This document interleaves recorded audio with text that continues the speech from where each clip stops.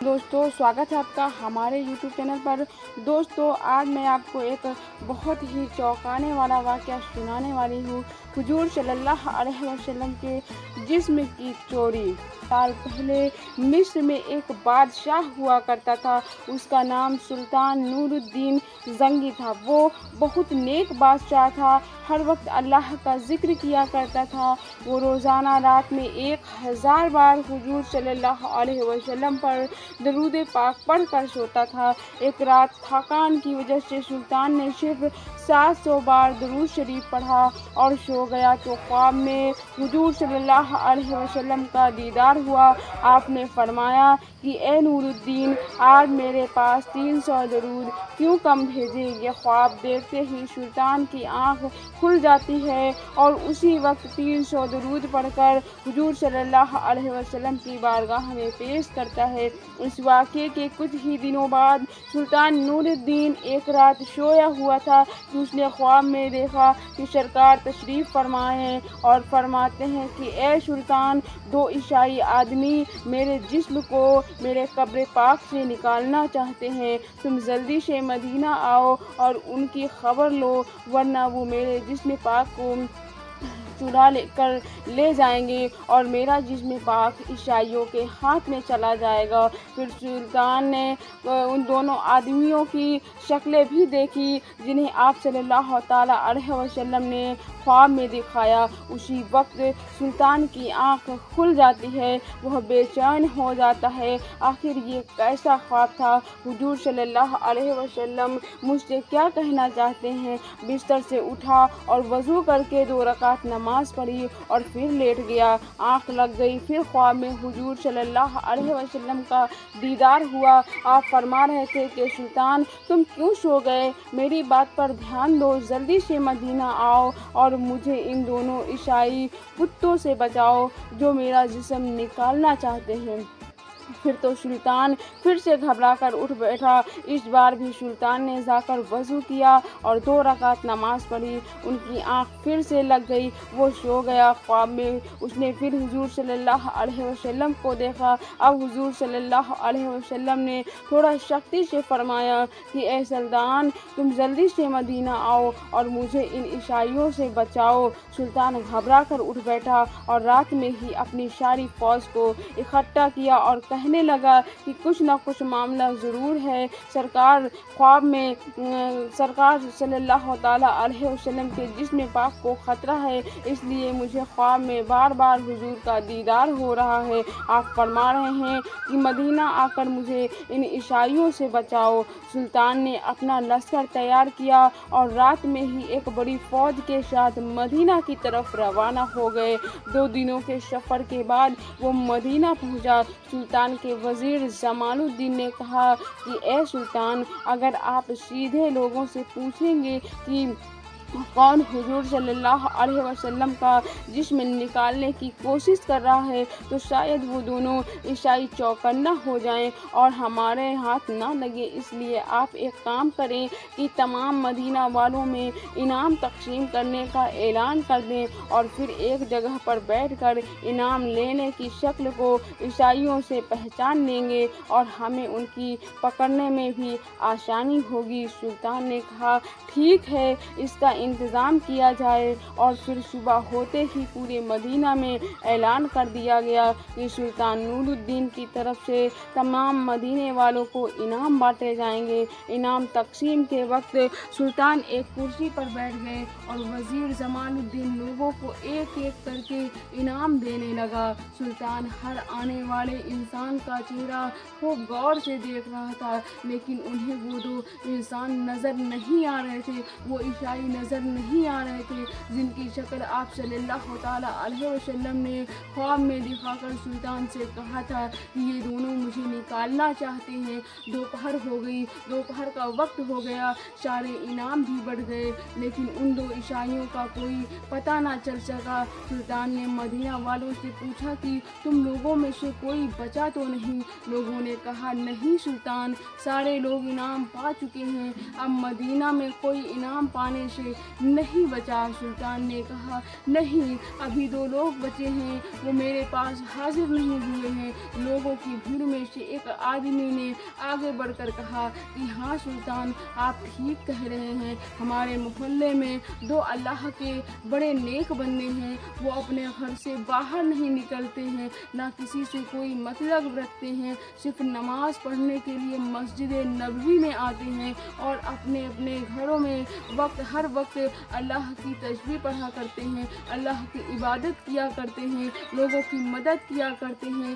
وہ دونوں بڑے نیک آدمی ہیں، ہم لوگوں کی بہت مدد کرتے ہیں، سب کا خوب خیرات دیتے ہیں، سب کا خیال رکھتے ہیں۔ سلطان نے کہا کہ میں ان سے ملنا چاہتا ہوں، لیکن لوگوں نے کہا سلطان آپ ان سے مل کر کیا کریں گے؟ وہ دونوں تو بیچارے دنیا سے الگ اپنی عبادتوں میں رہتے ہیں، دنیا داری سے انہیں کوئی مطلب نہیں ہے۔ سلطان نے کہا مجھے ان دونوں پر شک ہے کہ وہ آپ لوگوں کو دھوکہ دے رہے ہیں، نیک بننے کا صرف ناٹک کر رہے ہیں، آپ کی آنکھوں میں دھول جھونک رہے ہیں۔ لوگوں نے کہا اے سلطان، ہمارے ایسے نیک لوگوں کے بارے میں ایسی بات نہ کریں تو اچھا ہوگا، وہ بہت اچھے لوگ ہیں، ان کے خلاف ہمیں گستاخی برداشت نہیں ہے۔ سلطان نور الدین نے جب دیکھا کہ لوگ ان کے خلاف ہو رہے ہیں، انہوں نے مدینہ کے حاکم کو اپنے پاس بلایا اور انہیں ساری باتیں بتا دی کہ خواب میں آپ صلی اللہ تعالیٰ علیہ وسلم نے ان آدمیوں سے ملنے کو چاہتا ہوں، ان 2 عیسائیوں کے بارے میں بتایا جو آپ صلی اللہ تعالیٰ علیہ وسلم کو جسم پاک کو چرانا چاہتے ہیں۔ حاکم نے کہا کہ اے سلطان تم پریشان نہ ہو، میں اس کا انتظام کرواتا ہوں، اور جو بھی مخالفت کرنے کے لیے سامنے آئے گا اسے کڑی سے کڑی سزا دی جائے گی۔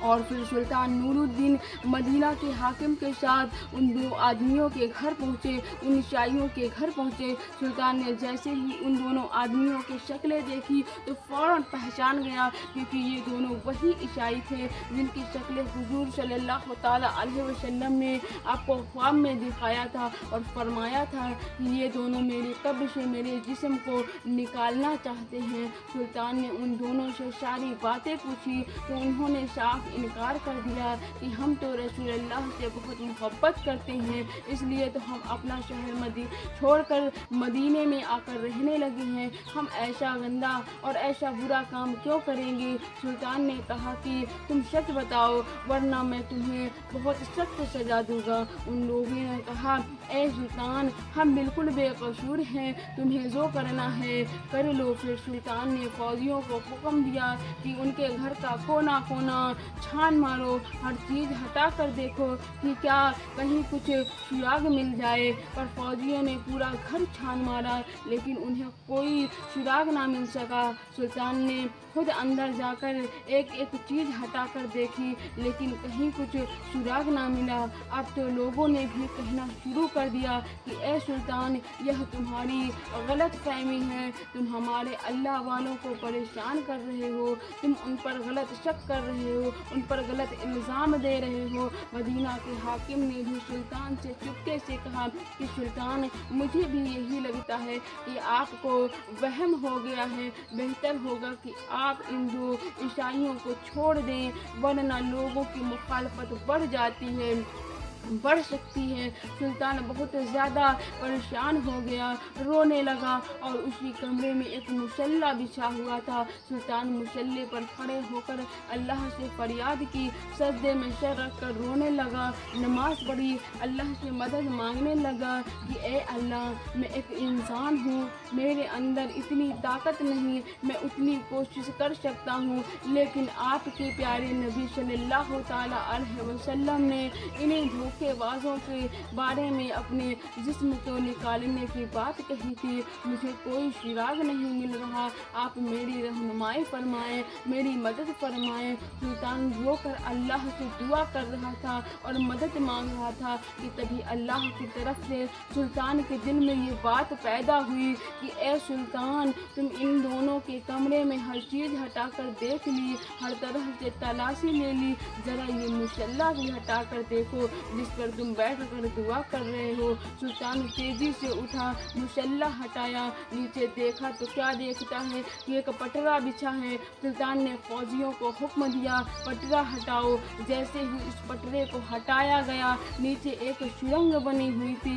सुल्तान ने एक फौजी से कहा कि जाकर देखो ये सुरंग कहाँ जाती है। फौजी अंदर जाकर देखता है, सुरंग हुजूर सल्लल्लाहु अलैहि वसल्लम की कब्र पाक तक पहुँच चुकी थी और हज़रत उमर रज़ियल्लाहु ताला अन्हुमा का अंगूठा नजर आने लगा था। फौजी ने वापस आकर सुल्तान को ये बातें बताई तो सुल्तान ने उन दो ईसाइयों को गिरफ्तार कर लिया, अपने सामने पेश किया और उनसे पूछा कि तुम सच बता दो वरना मैं तुम्हारी गर्दनें काट दूंगा, गर्दनें उड़ा दूंगा, तुम्हें कत्ल कर दूंगा। उन दोनों ने जवाब दिया कि ए सुल्तान, हमें ईसाइयों की तरफ से मदीना भेजा गया था ताकि हम मुसलमानों के नबी पाक सल्लल्लाहु ताला अलैहि वसल्लम का जिस्म पाक उन्हें चुरा कर दे सकें, उसके बदले हमें बहुत सारा इनाम दिया जाता। इसलिए हम दोनों ने ऐसा भेष बदला और नेक आदमी बनने का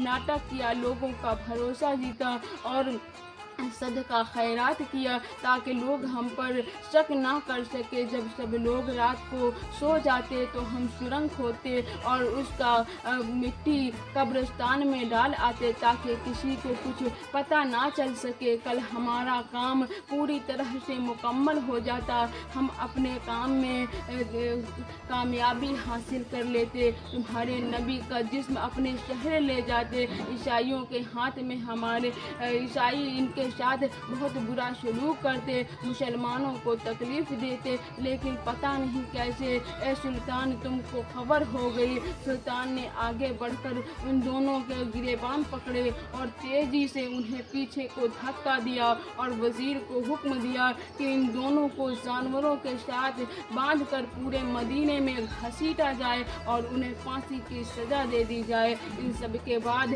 सुल्तान ने हुजूर सल्लल्लाहु अलैहि वसल्लम की कब्र मुबारक के चारों तरफ ज़मीन के अंदर से एक खंदक खुदवाई और उसमें 7 दीवारें बनवाकर उसमें पिघला तांबा, लोहा और तालकोल डलवा दिया ताकि कोई दोबारा हुजूर सल्लल्लाहु अलैहि वसल्लम के जिस्म मुबारक को चुराने की हिम्मत ना कर सके। किताबों में लिखा है कि इस वाक़ये के बाद सुल्तान नूरुद्दीन मदीना की गलियों में रो रो कर अल्लाह से कहा करते थे कि ए अल्लाह, इतनी बड़ी दुनिया में तुझे मुझे फ़कीर को ही अजीम काम देने के लिए चुना, मैं तेरा जितना शुक्र अदा करूं उतना कम था। तो ये मौजज़ा आपने सुन लिया होगा दोस्तों, ये वाक़या बिल्कुल सच्चा है। और एक बात मैं आपको बता दूं, ये सब दरूद पाक का तोहफ़ा है जो कि नूरुद्दीन सुल्तान सरकार मोहम्मद मुस्तफ़ा सल्लल्लाहु ताला अलैहि वसल्लम पर दरूद भेजा करता था। जो बंदा अपने रसूल सल्लल्लाहु ताला अलैहि वसल्लम पर दरूद भेजता है